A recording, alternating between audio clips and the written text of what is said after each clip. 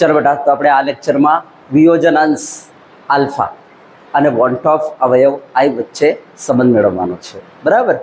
તો ચલો ટોપિક મારી દેજો તમારા ચોપડામાં. વિયોજન અંશ, જેને કહીશું ડિગ્રી ઓફ ડિસોસિએશન.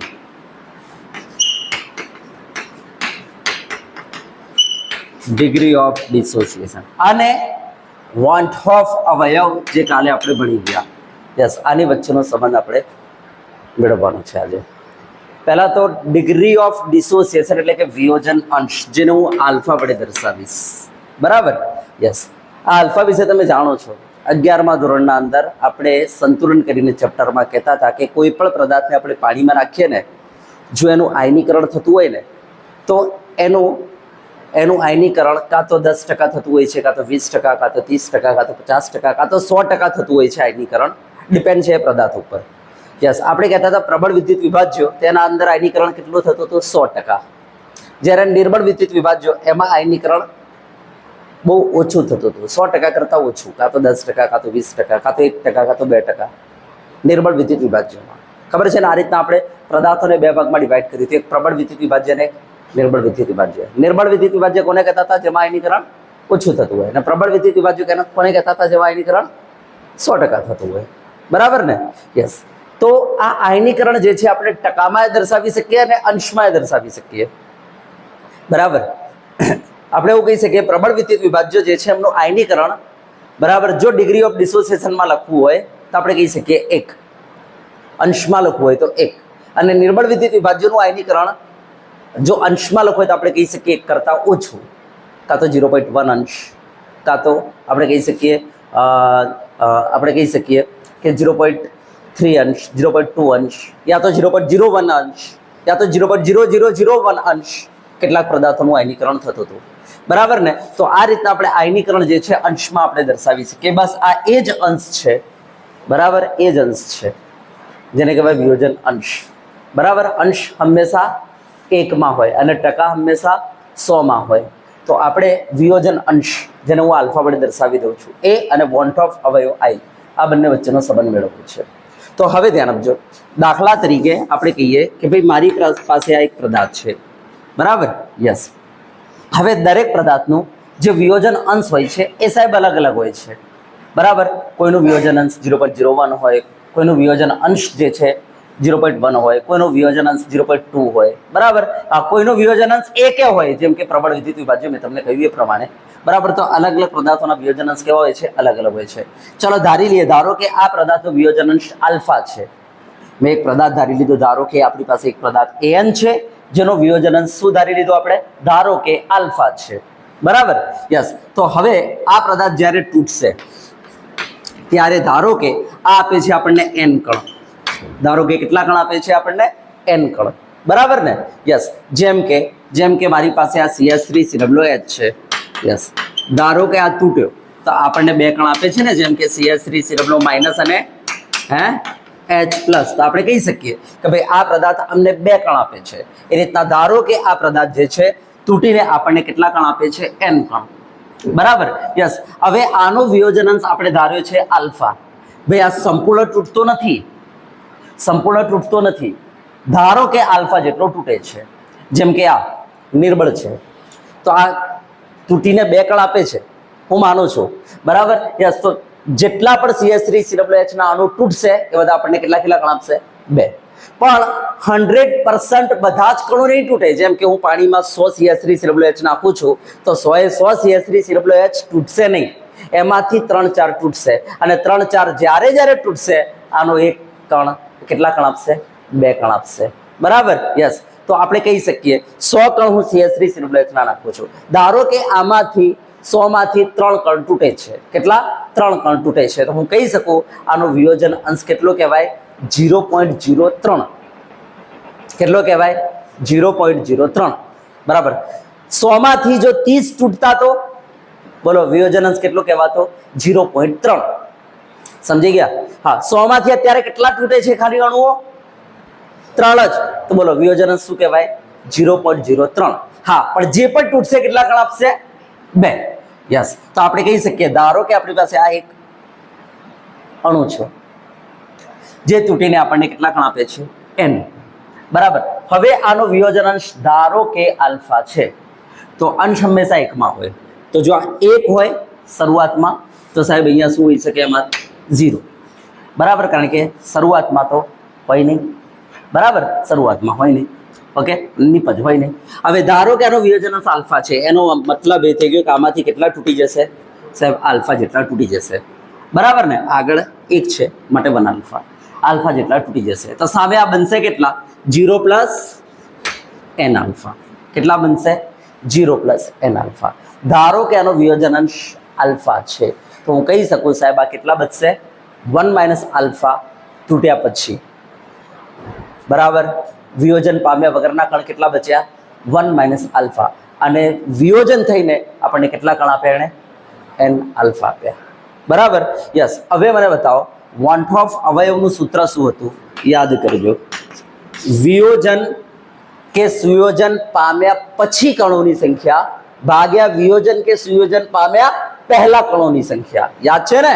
ઓપરેશન પછી ઓપરેશન પહેલા. બોલો ઓપરેશન પછી કેટલા કણ થઈ ગયા? તો આપણે કહી શકીએ સાહેબ આ બચ્યા 1 માઇનસ આલ્ફા અને આ બન્યા n આલ્ફા. તો બોલો ઓપરેશન પછી કેટલા કણ થઈ ગયા? કહી દો 1 minus alpha plus n alpha. Operation પહેલા કેટલા કણ સાહેબ 1 અને 0. બોલો કેટલા કણ 1 વત્તા 0 1. તો મેં વોન્ટ ઓફ અવયવ જે છે આઈ એનું સૂત્ર લગાવી દીધું. ઓપરેશન પછી કણોની સંખ્યા ભાગ્યા ઓપરેશન પહેલા કણોની સંખ્યા. બોલો બરાબર છે? યસ. હવે આપણે કહી શકીએ સાહેબ આ એકનો કોઈ મિનિંગ છે નહીં. તો ચલો મને બતાવો અહીંયા આઈ ઇઝ ઇક્વલ ટુ બોલો શું થઈ ગયું 1 minus alpha plus n alpha. ચલો બરાબર. યસ, હવે હું આમાંથી આલ્ફા કોમન કાઢી લઉં છું. ઓકે, યસ, અને આ 1 ને આ બદલાવી દઉં છું. બોલો શું થઈ જશે i માઇનસ 1, હે ને બેટા?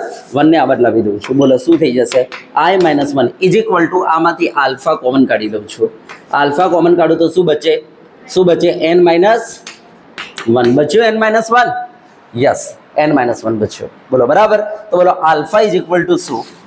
બોલો આલ્ફા ઇઝ ઇક્વલ ટુ બોલો 1 માઇનસ આઈ અપોન બોલો n માઇનસ, હે ને બેટા 1. આ બાજુ આવ્યા છે. યસ, તો આ બાજુ n માઇનસ 1 થઈ ગયેલા છે. ચલો બોલો આલ્ફા ઇઝ ઇક્વલ ટુ શું થઈ જશે?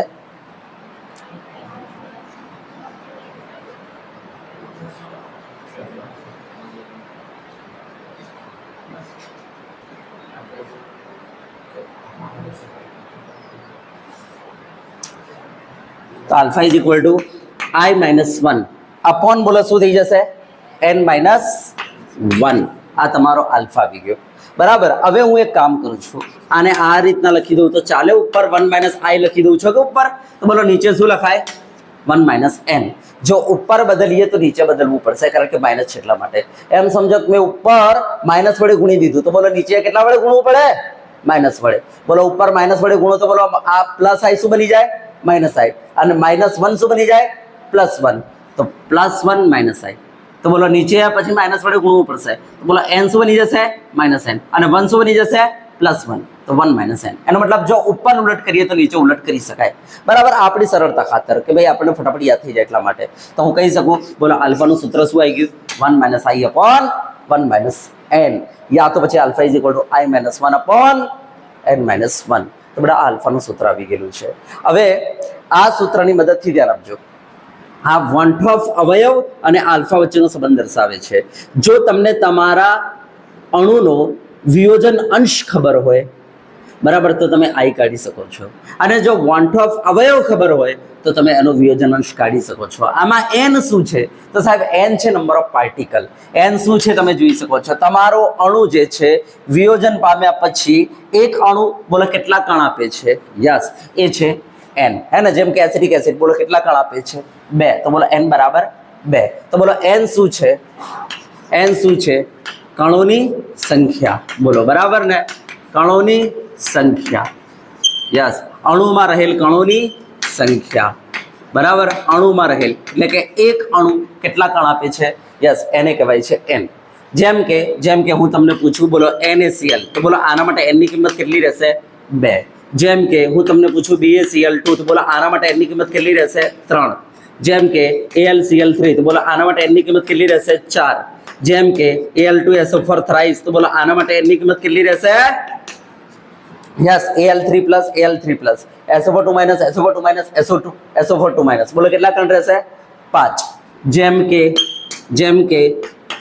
જેમ કે K3 FeCN6 બોલો કેટલા કણ આપશે હે સાહેબ આ એક અણુમાં કેટલા કણ છે તો K+K+K+ અને આખું બોક્સ બોલો કેટલા કણ છે 4 યસ પછી મને બતાવો કેટલાક વિદ્યુત અવિભાજ્ય પદાર્થો જેમ કે ગ્લુકોઝ છે જેમ કે સુક્રોઝ છે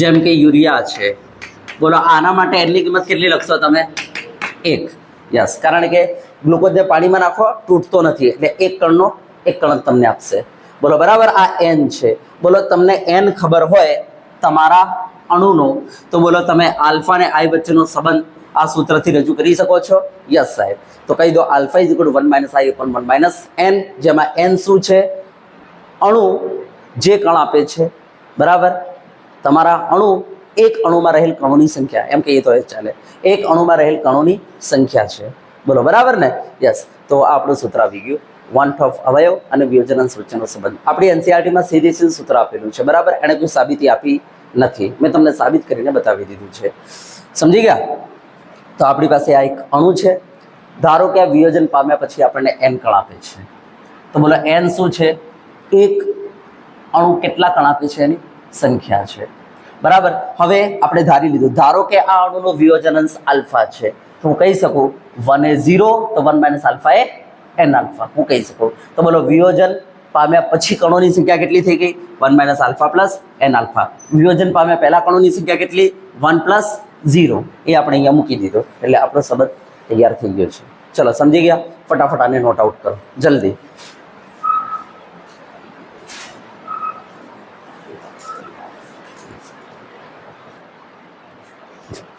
ચલો તો હવે ધ્યાન આપજો આપણી પાસે આ સંબંધ તૈયાર થઈ ચૂકેલો છે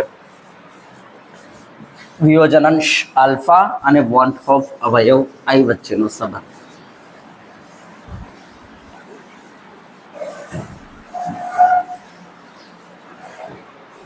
થોડા હવે ધ્યાન આપજો વિદ્યુત વિભાજ્યો આપણને ખબર છે બે પ્રકારના હોય છે વિદ્યુત વિભાજ્ય પદાર્થો બે પ્રકારના હોય છે એક પ્રબળ વિદ્યુત વિભાજ્ય અને બીજું શું આવે નિર્બળ વિદ્યુત વિભાજ્ય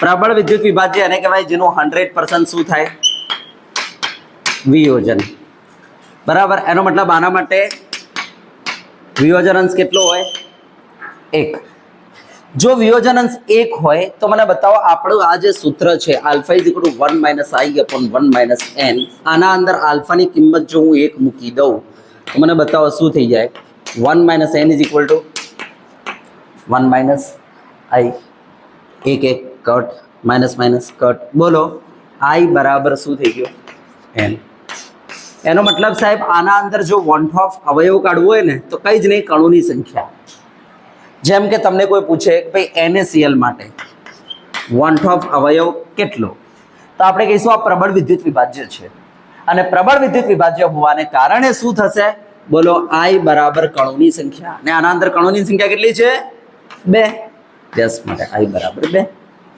તો જે પ્રબળ વિદ્યુત વિભાજ્ય હશે જેમાં આલ્ફાની કિંમત 1 આપેલી હશે એવા કેસમાં i બરાબર સીધો આપણે શું કરી નાખવાનો n લખી જ દેવાનો આ સૂત્રમાં કિંમતો મૂકીને શોધવાની જરૂર નથી કારણ કે આપણી પાસે હવે સૂત્ર તૈયાર થઈ ગયેલું છે જો આલ્ફાની કિંમત 1 મૂકી દઈએ તો સાહેબ i બરાબર n છે શું કેમ ટાઈમ પાસ કરો છો લખી દો ને સીધું બોલો બરાબર હા પણ જો પ્રબળ વિદ્યુત વિભાજ્ય નહીં હોય જેમ કે હું તમને કહું કે ભાઈ મારી પાસે એસિટિક એસિડ છે શું છે એસિટિક એસિડ CS3COOH અને તમને આનો આલ્ફા લખીને આપે છે 0.01 અને હવે તમને કહે કે વોન્ટ ઓફ અવયવ બરાબર કેટલો થાય આનો તો આપણે શું કહીશું બોલો આલ્ફા બરાબર 1 - i/1 - n બોલો આલ્ફા કેટલા છે 0.01 ઇઝ ઇક્વલ ટુ 1 માઇનસ આઈ. બોલો 1 માઇનસ એનની કિંમત કેટલી? એસિડિક એસિડ તમને ખબર છે બે કણ આપે CH3 માઇનસ અને H પ્લસ. બટ યાદ રાખી લેજો કોઈ પણ કાર્બોક્સિલિક એસિડ બરાબર એનું વિયોજન આ રીતના થતું હોય છે પાણીના અંદર હો ને, બેન્ઝીનમાં નહીં, બેન્ઝીનમાં તો સંયોજન થઈ જાય. યસ, માટે કોઈ પણ કાર્બોક્સિલિક એસિડ માટે n બરાબર કેટલું હોય છે? 2 ફિક્સ યાદ રાખી લેવાનું.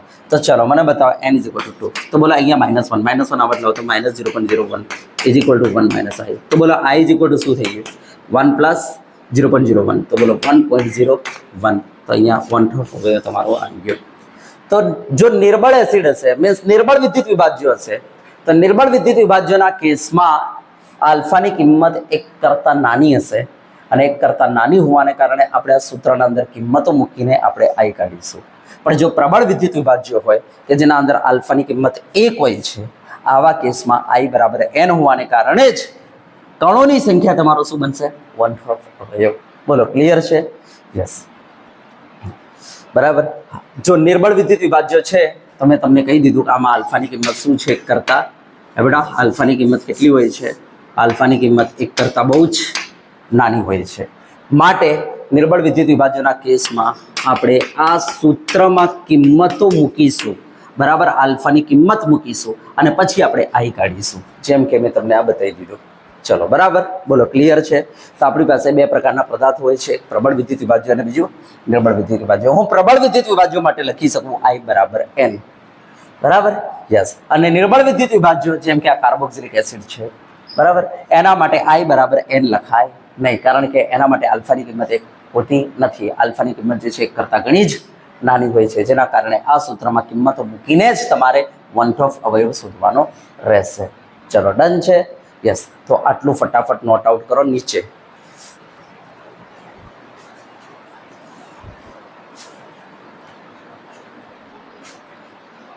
આને એક્ઝામ્પલ સમજીને લખી દેજો. ઓકે, એક્ઝામ્પલ સમજીને કે તમને CH3COH આપેલો છે જેનો આલ્ફા 0.01 છે તો 1/2 અવયવ કાઢવો છે બરાબર. તો એક્ઝામ્પલ સમજીને લખી દેજો. આને આલ્ફાની કિંમત 1 કરતાં નાની છે એનો મતલબ કે આ નિર્બળ વિદ્યુત વિભાજ્ય છે. ખબર પડી ગઈ?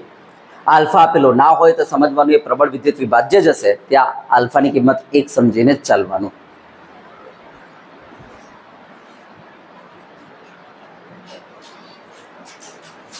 ચલો હવે જુઓ, હું એક પ્રેક્ટિસમાં તમને આપું. ચલો આને જાતે કરો અત્યારે, હાલ ને હાલ જ તમને આપણે આપી દઈએ Cl CH2COH. આનો આલ્ફા લખીને આપી દઉં છું 0.03. તો કહું છું 1/2 અવયવ આઈ કાઢો. ચાલો જલ્દી ફટાફટ.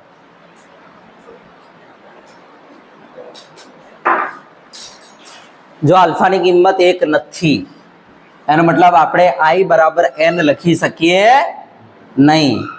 સૂત્ર મૂકી દેજો, આલ્ફા બરાબર 1 minus I upon 1 minus n. આલ્ફાની કિંમત 0.03. 1 માઇનસ આઈ શોધવાનો છે. 1 માઇનસ n કેટલા? તો બધા કોઈ પણ કાર્બોક્સિલિક એસિડ હોય, આ છે RCOH, કોઈ પણ કાર્બોક્સિલિક એસિડ હોય, બોલો કેટલા કણ આપે? 2 કણ આપે. આ Cl CH2COO માઇનસ અને H પ્લસ એમ કરીને 2 કણ આપે. તો n ની કિંમત 2. તો આ -1 તો આ બાજુ આવે તો -0.03 ઇઝ ઇક્વલ ટુ 1 માઇનસ આઈ. તો બેટા I ઇઝ ઇક્વલ ટુ 1 આ બાજુ આવે તો 1.03. યસ, લખી દો. આ 1/2 અવયવ થઈ ગયો. ચલો બરાબર.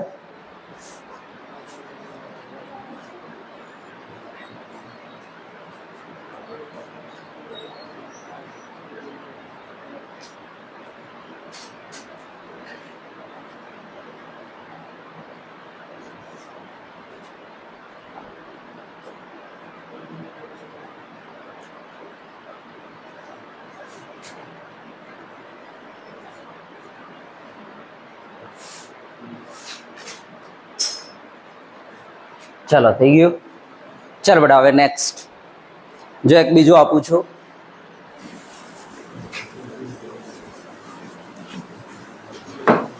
ચાલો મારી પાસે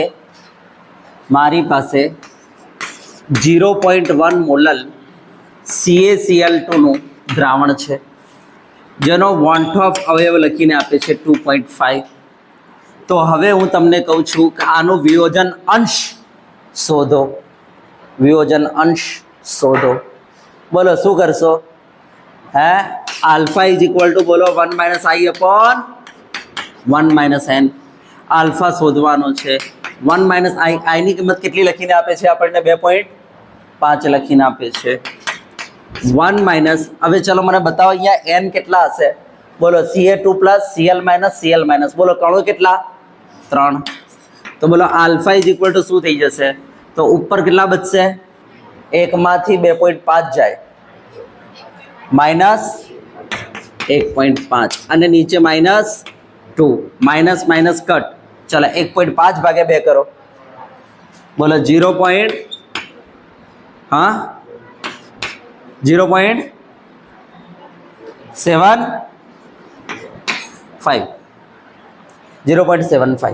આ વિયોજન અંશ આયા. ચલો હવે આને ટકામાં ફેરવવા છે તો મલ્ટીપ્લાય શું કરી દો? 100. અંશને ટકામાં ફેરવવા છે, મલ્ટીપ્લાય 100 કરી દો. તો કહી દઈએ કે આનું વિયોજન અંશ 0.75 છે અને વિયોજન ટકા કેટલા છે? એના 75 છે. બટા એક વખતે તમને આલ્ફા મળી ગયો પછી તમને કોઈ એમ કહે કે ભાઈ વિયોજન અચળાંક શોધો.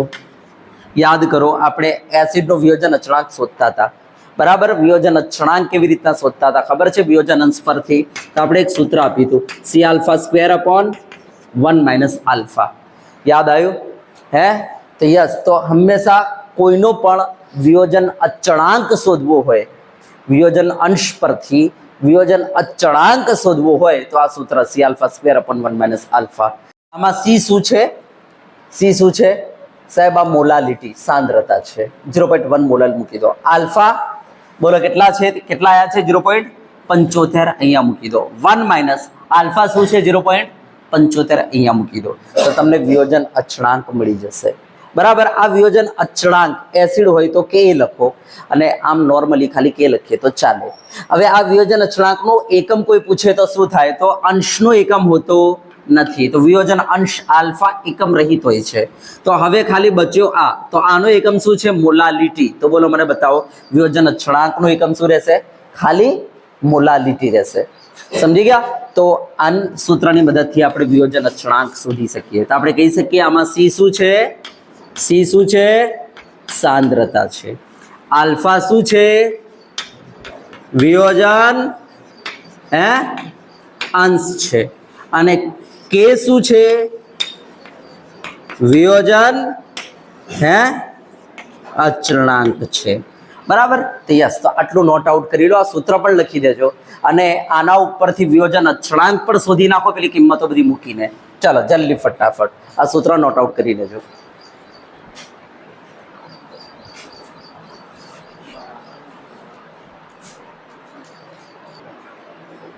ચલો બેટા એક આપું છું, હવે ધ્યાન આપજો, જાતે કરો.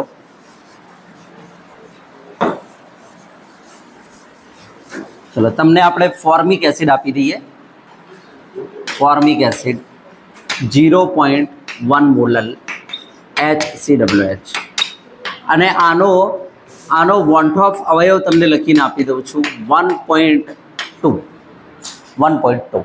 તો હવે હું તમને કહું છું કે આનું વિયોજન અચળાંક કાઢો. ચલો મને બતાવો વિયોજન અચળાંક કાઢવું હોય તો બોલો પહેલા શું જોઈએ? આલ્ફા. તો આલ્ફા કાઢવો પડશે. તો ચલો આલ્ફા કાઢી લઈએ. તો બોલો આલ્ફા બરાબર સૂત્ર શું છે? 1 minus I upon 1 minus N. Alpha is equal to 1 minus I કેટલા છે? 1.2 અપોન 1 માઇનસ એન. બોલો એન કેટલા પાર્ટિકલ આપશે? આ HCO માઇનસ અને H પ્લસ. બોલો કેટલા પાર્ટિકલ આપે? 2. તો બોલો આલ્ફા ઇઝ ઇક્વલ ટુ શું થઈ ગયું? તો બોલો ઉપર માઇનસ 0. કેટલો થઈ જશે? 0.2 થઈ જશે અને નીચે -1. તો બોલો શું આવ્યો? વિયોજન અંશ 0.2 આવી ગયો. ચલો હવે વિયોજન અંશ પરથી અચળાંક કાઢીએ. વિયોજન અચળાંક તો C alpha square upon 1 minus alpha. ચલો બરાબર. યસ. સી ની કિંમત, સી એટલે મોલાલિટી. યસ. સી ની કિંમત બોલો કેટલી છે? 0.1. તો 0.1 મૂકી દો. આલ્ફાની કિંમત કેટલી આવી છે? 0.2. તો 0.2 મૂકી દો. યસ. 1 માઇનસ આલ્ફાની કિંમત 0.2. ચલો શું થાય સાદુરૂપ આપીને મને ફાઇનલ આન્સર આપો જલ્દી.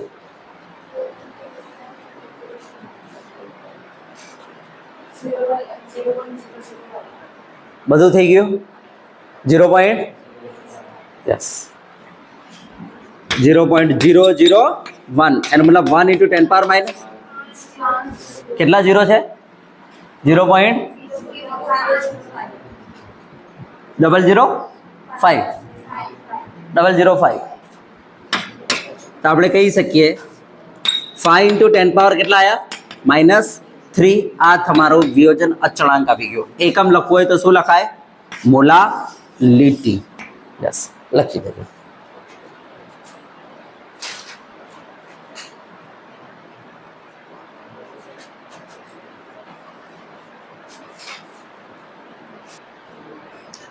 ચલો બેટા હવે ધ્યાન આપો. આપણી પાસે વિયોજન અચળાંક કે એ શોધવાનું સૂત્ર છે વિયોજન અંશ પરથી. કયું આવ્યું C alpha square upon 1 minus alpha. જ્યાં આલ્ફા શું છે વિયોજન અંશ, સી શું છે સાંદ્રતા, બરાબર, અને કે શું છે વિયોજન અચળાંક છે. યસ બેટા હવે આના અંદર જો નિર્બળ વિદ્યુત વિભાજ્ય હોય ને તો એવા કેસમાં આલ્ફા બહુ નાનો હોય છે, બરાબર. માટે આપણે 1 માઇનસ આલ્ફાની જગ્યાએ ઘણી વખતે જો 1 લખી દઈએ તો ચાલે. તો બેટા કે એનું સૂત્ર સી આલ્ફા સ્ક્વેર આટલું લખો ને તો એ ચાલી જાય નીટ અને જેઈમાં. પેલો 1 માઇનસ આલ્ફા કરીને ટાઈમ પાસ કરવાની જરૂર નથી, સમજી ગયા, ખાસ કરીને નીટ જેઈમાં. યસ ચલો તો હવે આલ્ફાને જો હું કરતા બનાવી દઉં તો બોલો અંડરરૂટ શું થઈ જાય કે અપોન સી. 11મા ધોરણમાં આવી ગયેલું છે. તો કહેવાનો મતલબ એ છે કે અચળાંક પરથી આપણે શું શોધી શકીએ અંશ શોધી શકીએ. વિયોજન અચળાંક પરથી વિયોજન અંશ શોધી શકાય, હે ને બેટા. યસ ચલો ફટાફટ આટલું નોટ આઉટ કરો. એક દાખલો આ પૂછવાના પરથી.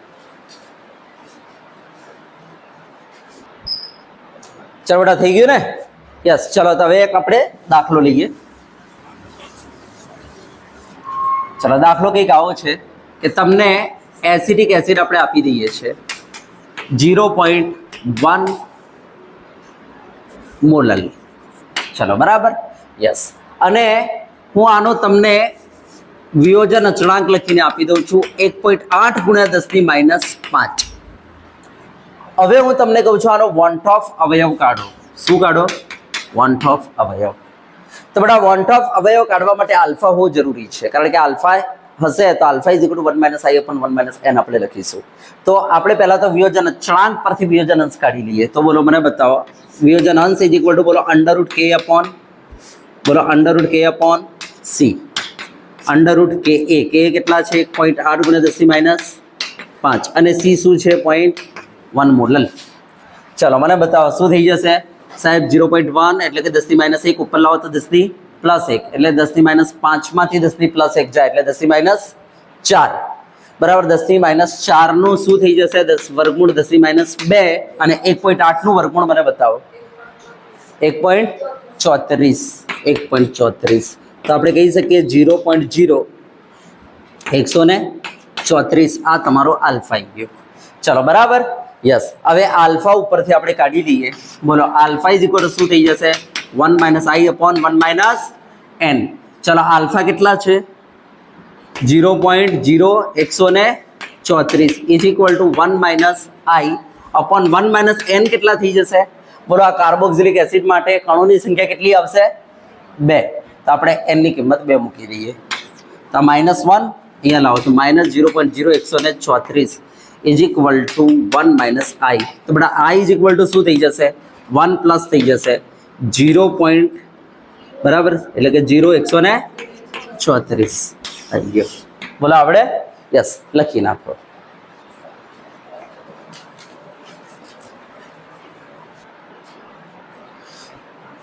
બેટા હવે ઓસ્વાલ્ડના મંદનનો નિયમ કદાચ સાંભળ્યો હશે.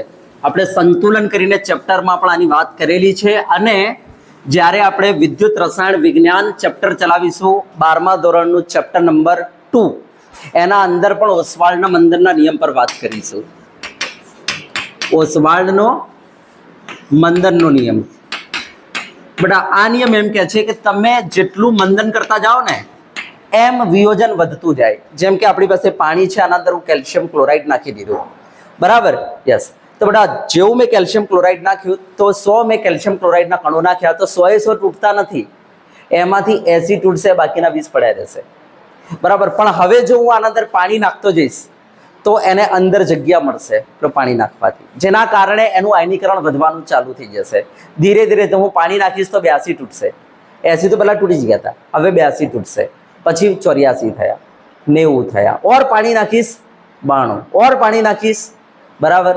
તો 100માંથી 95 તૂટી ગયા, ઓર પાણી નાખીશ તો પાછા 98 તૂટ્યા, ઓર પાણી નાખીશ 99 તૂટ્યા. બહુ જ વધારે પાણી નાખીશ ત્યારે જઈને 100 તૂટશે, બરાબર? તો ઓસ્વાલ્ડના મંદનનો નિયમ એમ કહે છે કે આપણે મંદન કરતા જઈએ ને એમ એમ શું થાય છે, એમ એમ વિયોજન વધતું જાય છે, વિયોજન અંશ વધતો જાય છે. અને ખૂબ જ પાણી નાખી દઈએ ત્યારે વિયોજન અંશ વધીને શું થઈ જાય છે, 1 થઈ જાય છે. અને જ્યારે વિયોજન અંશ વધીને 1 થઈ જશે, બહુ જ પાણી નાખી દઈએ ત્યારે વિયોજન અંશ વધીને જો 1 થઈ ગયો, વિયોજન અંશ વધીને 1 થઈ ગયો તો મને બતાવો I બરાબર શું થઈ જશે, n થઈ જશે, બરાબર? તો મંદન કરીએ ને બહુ જ વધારે ત્યારે જ એને I બરાબર શું થાય, n થાય. તો આપણે કહીશું કે કોઈ મને પૂછી નાખે કે સાહેબ મારી પાસે આ 0.1 મોલલ મારી પાસે NaCl છે, મારી પાસે 0.01 મોલલ, ચલો ને CaCl2 લઈએ ને, મારી પાસે 0.1 મોલલ CaCl2 છે, 0.01 મોલલ CaCl2 છે, મારી પાસે 0.001 મોલલ CaCl2 છે. યસ, બરાબર. તો હવે મને કોઈ પૂછે કે આમાંથી કોનો વોન્ટ ઓફ અવયવ વધારે હશે, તો મને બતાવો જેટલું મંદન કરીશું એટલી સાંદ્રતા ઘટતી જશે. ઓર મંદન કર્યું, સાંદ્રતા ઘટી ગઈ, તો જેટલી સાંદ્રતા ઓછી એટલું મંદન વધારે. મંદન કરતા મને બતાવો વિયોજન વધતું જશે, અને વિયોજન વધતું જશે તો બોલો I બરાબર n ત્યાં થશે, અહીંયા નહીં થાય. તો આજથી યાદ રાખો, મંદન કરતા કણોની સંખ્યા વધશે, કણોની સંખ્યા વધવાથી વોન્ટ ઓફ અવયવ વધશે. તો મંદન કરતા વોન્ટ ઓફ અવયવ વધે છે, મગજમાં ફિટ કરી દો.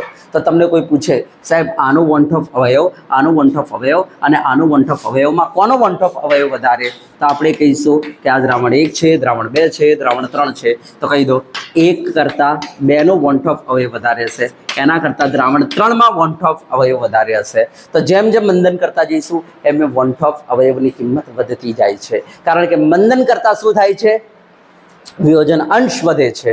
અને જો વિયોજન અંશ વધશે, આલ્ફા વધશે, તો આપોઆપ શું થઈ જશે,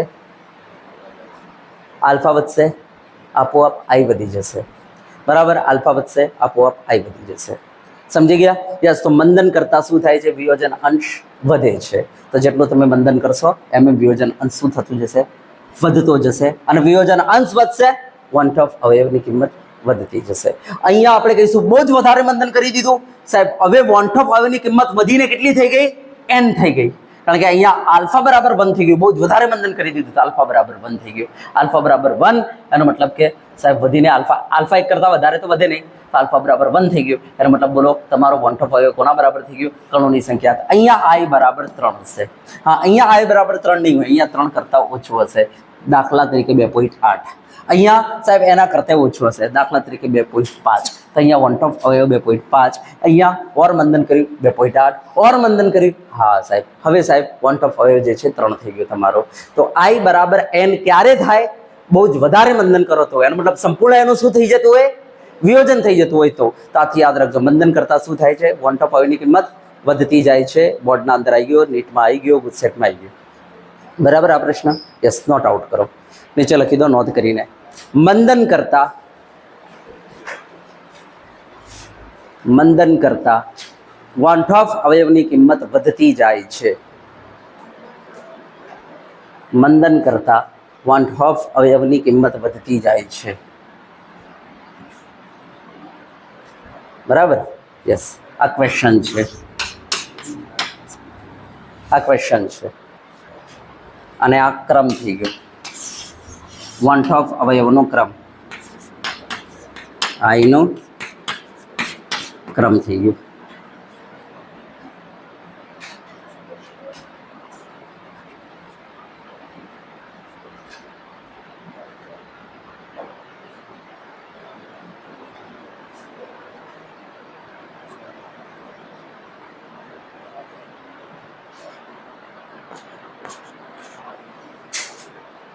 બંધ.